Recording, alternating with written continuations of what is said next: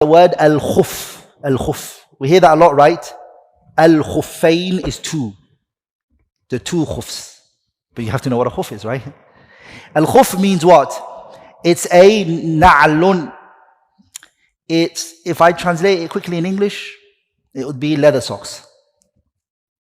It has to be made from skin in order to be called a khuf.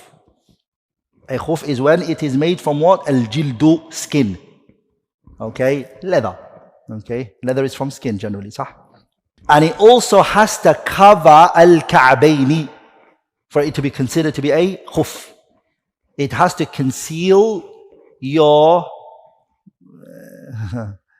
biology is not my best, my best.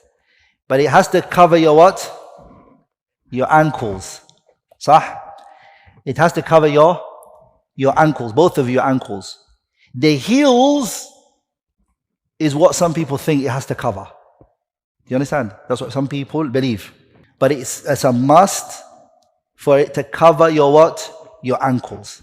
Some people, they think it just has to cover your heels.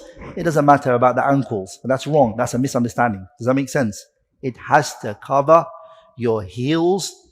And of course, it has to cover then your ankles. Because if it covers your ankles, it has to cover your heels, right? So that's the word al-khuf.